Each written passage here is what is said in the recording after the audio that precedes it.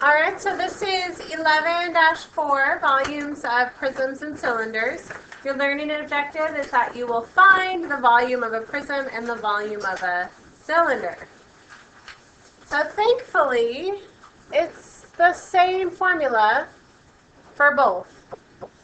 The volume of a prism and a cylinder is the area of the base times the height. And in case you get lost finding the base and the height, because sometimes it's hard with a prism, remember the bases have the same shape. And then usually they're connected by a rectangle shape in between.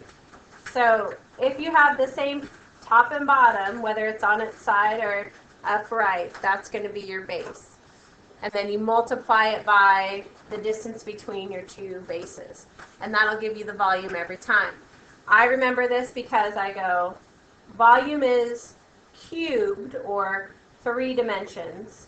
And if you take an area and multiply it by its height, you take a square area times it by 1 more unit, you get cubes. So if we have a couple examples, a prism with a base area, and the first couple questions are going to already give you the base area, so don't take the base area and try to calculate more area from that. Just take it and use it in your formula. And a height of 4 meters, so 15 times 4, has a volume of 60 cubic meters. A prism with a volume of 83 cubic feet and a height of 3 feet, so in this case, looks like 81 equals feet times 3, has a base area of 81 divided by 3 is 27 cubic feet, or square feet. So you can go forwards and backwards with these, and you will run into problems where you will have to, given the volume, find different dimensions. All right, so it's a circle the measurements of a base of the prism. So if we look, we just want the base. So it is not 3 times 4. It is actually 3 times 5. Underline the correct word to complete the sentence. The base is a rectangle. Because 3 is not equal to 5, it is not a square, it's a rectangle. All right, so we're going to find the area of the base by multiplying 3 times 5 to get 15. And then so I can find the volume, I'm going to take the area of the base, which is 15, times it by the height, which is 4. 15 times 4 is 60. So the volume is 60 cubic feet.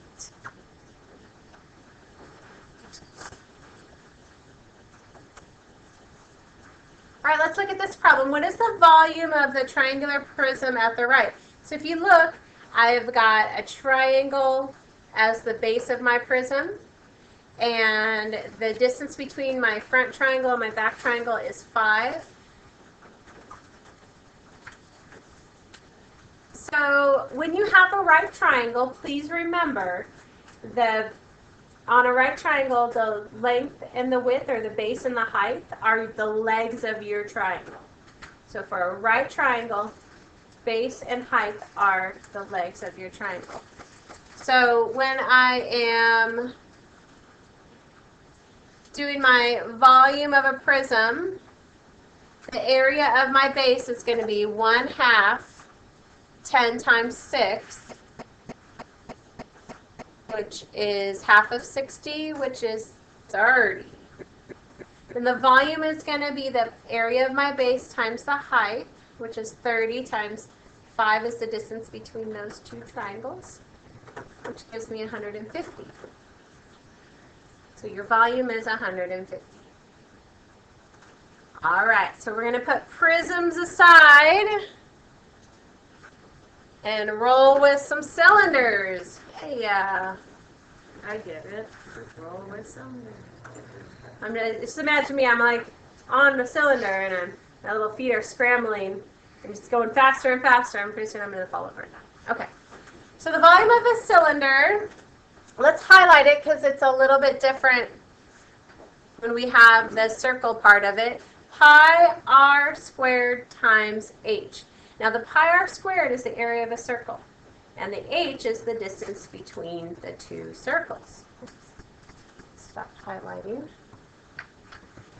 So when we look at our cylinder figure, this little pink area is the base. So we have the area of the base times the distance between the two circles.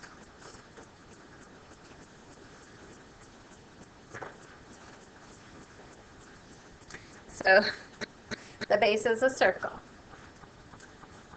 All right, so let's go ahead and find the volume of this cylinder. Look how wonky this guy is. Poor little guy. He's all slant cylinder.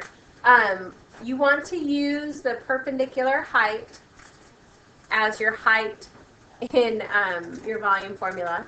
So the first thing we need to find here is the radius, and if my diameter is 2, then my radius is 2 divided by 2, which is 1.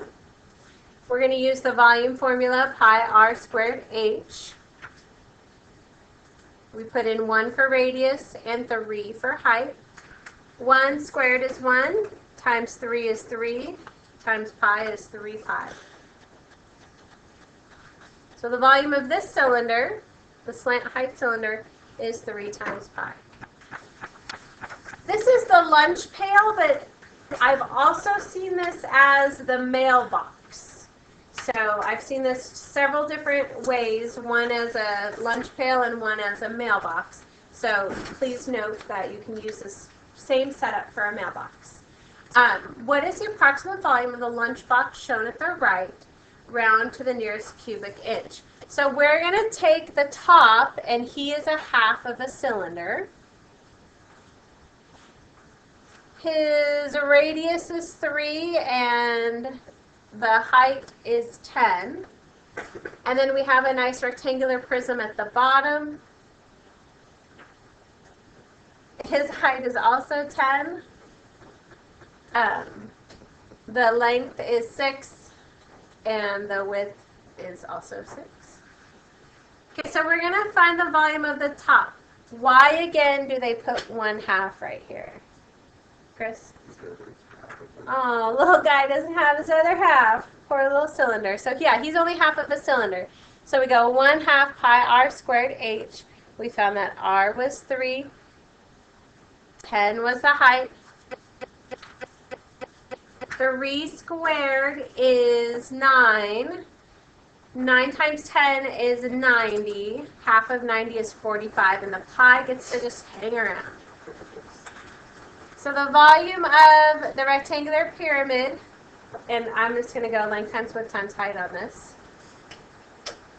is 360. We add those two items together, and we get that